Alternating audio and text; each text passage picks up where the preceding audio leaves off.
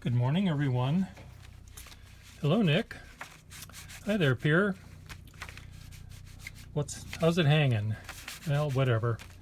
Anyway, here's the plan I thought would be fun for us, you, Nick Zentner, and I, Pier Gustafson, would be to sort of have us talk face-to-face or side by side using Skype, which will record a video screen that is horizontal in format. And here's Nick and here's Pier. Nick and Pier. And, it might show our faces saying hello to each other and to the audience. And then it can flip our cameras so that it looks down from our onto our desk. And then I think what would be sort of interesting is if you speak to me, who doesn't know a sedimentary rock from a hole in the wall, but I understand landscape and I understand some things about mountains and geology and things like this, but my plan is to learn how to, or to figure out how to convey something artistically in an illustration or a video animation. And I think that there's ways that I, as an illustrator, could convey information to a non-geologist maybe better than the fanciest map made by the fanciest geologist cartographer that there is. So let me show you how that might work. So here we're talking, saying hello, blah, blah, blah. Muffler boy! He's driving a truck today, but it still needs a muffler. Anyway, there can be little things like that can happen.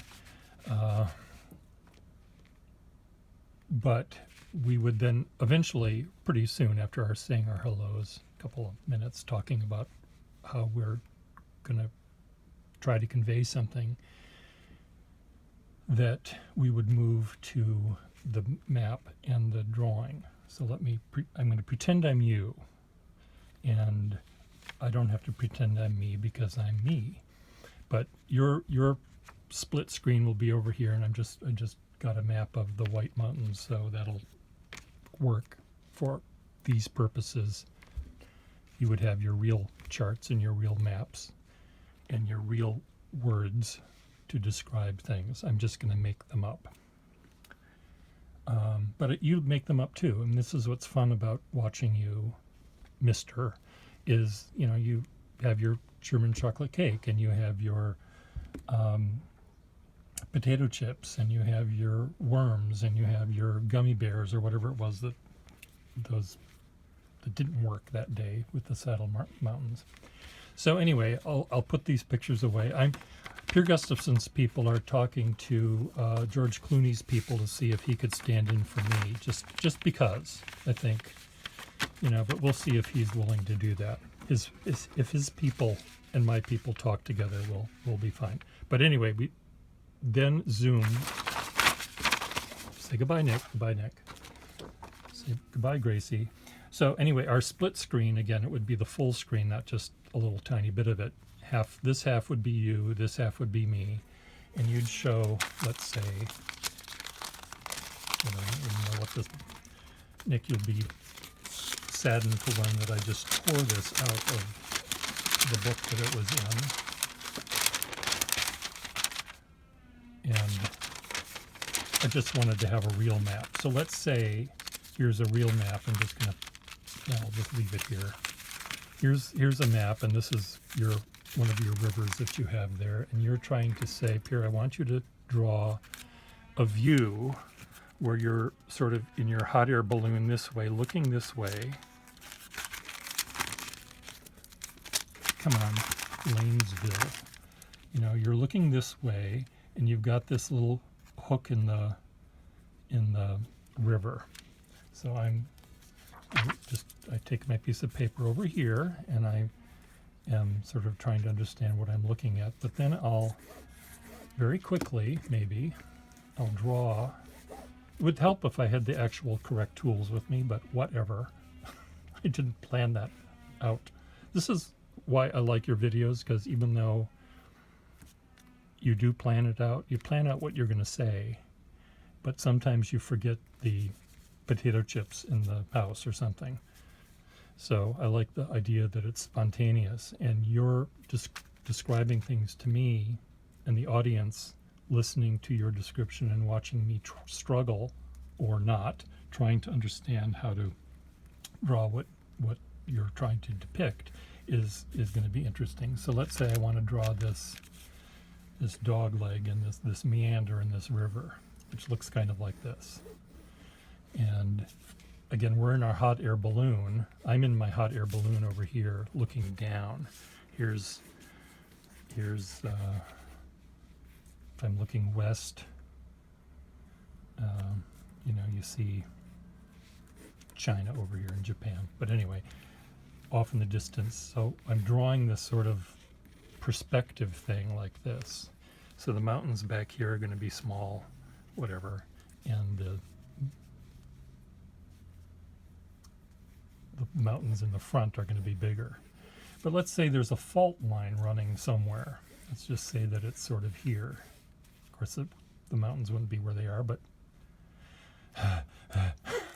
anyway, this is where I need your help. I mean, again, you'd show me where the fault line is here. I would maybe keep it here like this. Let's just turn it over. So here we have a perspective view of the Earth. Here's the fault line coming towards us. Let's say it's a straight fault line. And this is going down. Now this is just going to collide head on with this one. And where they collide, of course, there's going to be mountain growth happening. And that's easy to draw. I mean, this is not a complicated thing where this keeps moving this way and things get this little dot. If this was painted on the ground, it would eventually become the summit of this hill, this mountain that exists. And this whole thing is happening. And then, I could say, okay, I'm going to now take this sphere that I'm drawing the part of, and I'm going to just cut it down, and you'll see that we've got this plate here going this way, and this plate here going this way. So of course they have to create something big, which is easy to understand. With your Saddle Mountain caterpillar trail things that you were trying to describe, or you were describing, my thought was, I wasn't entirely sure how those ridges were made. Yes, I understand how pushing a rug together will make a wrinkle, but it also could make a wrinkle, if I'm pushing a rug toward the base of a table. Here's my Queen Anne tooled, turned table leg here. And here's my Oriental pile rug, and I push it this way, and the rug will eventually hit here, and then I'm continuing to push, of course, and then there'll be a little bump that'll come up. And this bump sometimes just grows big and it falls over, and then there's chaos. Or another bump might happen, and another bump, and another bump. It's hard to know. So and then in your case of the mountains that you were talking about, it seemed like we had a plate here, ignore the table leg, but this is the stubborn plate that isn't moving, and this thing builds up and builds up higher, and then does this one build up? This is a younger one, so my animation would show this thing happening, this would get bigger, and then this would get bigger, and then this would get bigger, and like that? Or do they all sort of get bigger at the same time? And do they also get closer together? I mean, at some point, is it going to look like this? I mean, that's a sort of thing that I don't know by looking at your rendition, but it might be neat to see that that's what happens by zooming the clock forward. So I think you telling me, you tell me something, I try to draw it. You know, it's sort of like I'm the police artist and you're describing the guy that stole your ice cream cone, or you're trying to describe Muffler Boy. You know, he's finally, the last straw happened when he drove by last Thursday, and Nick Zentner, not you, but it was third person Thursday, so Nick Zentner got on the phone, and Nick Zentner said, I'm going to complain about Muffler Boy. I don't know his real name. I don't really know what he looks like, but he has a car that blah, blah, blah. Or maybe, no, you have to know what he looks like. What am I saying? So, you know, I've seen him, and he wears these, he sort of has thinning hair, but he combs it over in a really funny way like this, and he just keeps combing it. And he has sort of tiny hands, and he has, I don't know, you would, the police artist or I would then eventually, you'd say, oh, the nose is a little bigger, the eyes are a little smaller, the hair is a little darker, and then I will change my drawing of a mountain or the fault line or whatever with your input to me. And I'm not just trying to waste a half hour of your life with me, but I think the idea of you as a geologist and me as a pretty good illustrator and a pretty good person that explains things not to other illustrators. I can't imagine doing an illustration for an illustrator. It would just be painful. But I often will illustrate things for people that aren't artists, and I don't want to make it look so detailed and stunning. That's not the right word, but so technically advanced that they feel that they can't get to it. And I don't want it to be cartoony either. I want it to be somewhere in between, that's accessible to the audience and yet not off-putting. And the maps that a real geologist, cartographer makes has like 10,000 more things on it than is necessary for a normal average person like me or George Clooney. Where did George go? To understand. I think it would be fun with your analogies of the worms and the whatever that weren't working for you, and you ended up using your knuckles and your arm and the whiteboard, which is really good.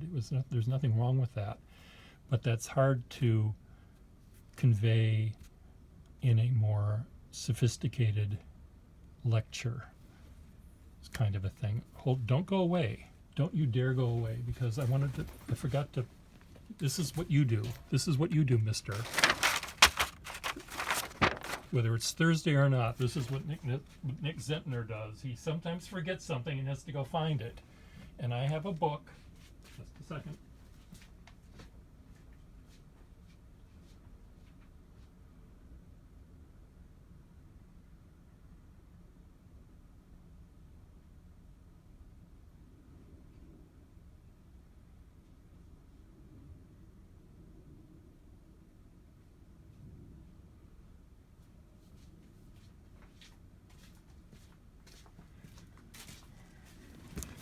This was an illustrator, Fritz Kahn, who drew items in the 20s and 30s and 40s, maybe, or more like 20s. And so here's a picture of Der Mensch as an industrial power plant, I guess. So you see, the Luftrohr, so all of the particles of air get pulled in through the nose and put on this conveyor belt and down into the Gelungen, and then they get pushed around to the other parts, and then up in here in the brain you've got the people at the switchboards and whatever they do, and down here in the Dharma area, things are broken down and they get kapooped out, I guess, is what happens at the end. But sometimes drawing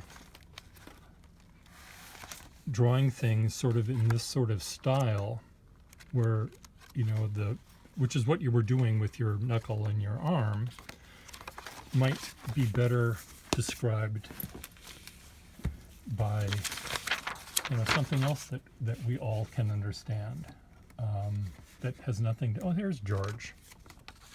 What do you think? Your people haven't gotten back to me yet, George. Yeah, work on that. Now, why is this piece of paper so big? I have 10,000 pieces of paper in my house. Well, actually, I've had probably twice that. 10 times that, rather. But I think, you're describing some plate tectonic, some lava flows, some river meandering pattern. I think that there's a way to show that. I mean, a nice way of doing a river meander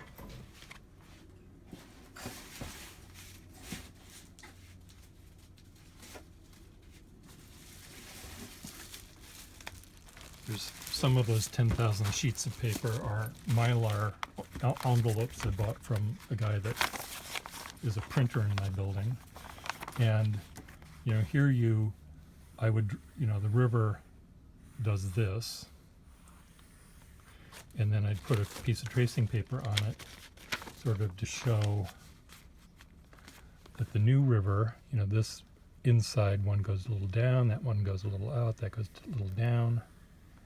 And then we get closer and closer, and then eventually it does this. But to have it on 10 or 12 or more pieces of Mylar where you can actually put them on top of each other and see things, I think that sort of is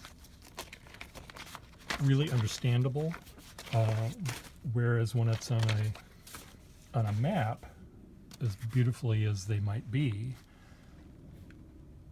where there's so many different colors and different measurements that are on it, it's sort of hard for George Clooney and I to understand that, where we would understand seeing it maybe just simply drawn with the tracing paper.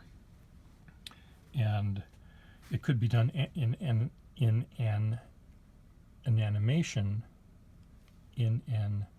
animation style as well, where you see this one and then the other frame comes on top of it. But it's kind of nice even to see me draw it. I mean, to just show it be still. I mean, by drawing it, I'm going in the way that the water is going. So you see, it might actually help by seeing it being drawn. And I can draw it in a way where I start, like this is 10,000 years ago, and I just slightly use more pressure.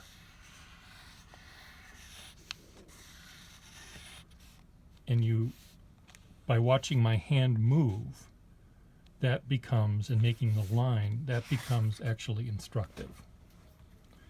So I think watching a drawing happen, whether it be here or how I was doing it with my app, I think might be really fun. And because I am more like your audience in terms of understanding what the heck these numbers mean. Is there any numbers on this?